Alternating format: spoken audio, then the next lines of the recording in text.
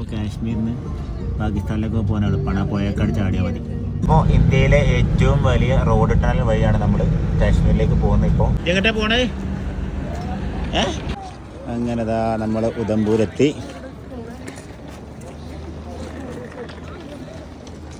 ഉധംപൂരിൽ നിന്ന് ഇറങ്ങി ട്രാവലറിൽ കയറിയിട്ടുണ്ട്. നമ്മളെ മോസ്ത ട്രാൻസ്പോർട്ടിൻ്റെ മുതലാളി തന്നെ വന്നിട്ടുണ്ട്. ടീമൊക്കെ കയറിയിട്ടുണ്ട് കേട്ടോ. നമ്മളിപ്പോൾ അതാ നമ്മളെ കന്യാകുമാരി ശ്രീനഗർ ഹൈവേയിലൂടെയാണ് പോകുന്നത് കേട്ടോ. ഉധംപൂർ കഴിഞ്ഞു. ഇനി നമുക്ക് ഇപ്പോൾ ഇന്ത്യയിലെ ഏറ്റവും വലിയ റോഡ് ടണൽ വഴിയാണ് നമ്മൾ കാശ്മീരിലേക്ക് പോകുന്നത്. ഇപ്പോൾ 9.28 കിലോമീറ്ററാണ് ദൂരമുള്ളത് കേട്ടോ.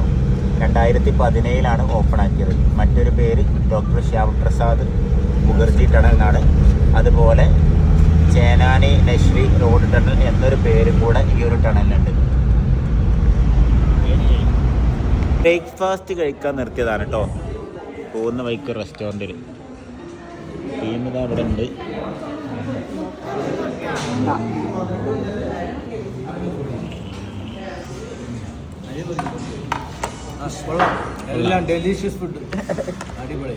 ഇവിടെ ഒരാളുണ്ട്, ഞാൻ ഇന്ന വീഡിയോ എടുക്കരുതെന്ന് പ്രത്യേകം പറഞ്ഞിട്ടുണ്ട്. അതുകൊണ്ട് ഞാൻ എടുക്കുന്നില്ല. ഇത് നമ്മളെ കൂടെ ജോയിൻ ചെയ്ത പുതിയ ടീമാണ്.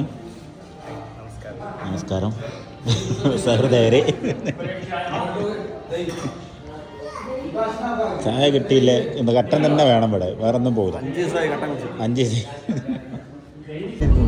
ഈ താഴെ കാണുന്ന റിവർ ഉണ്ടല്ലോ, ഇതാണ് ചെനാബ് റിവർ കേട്ടോ.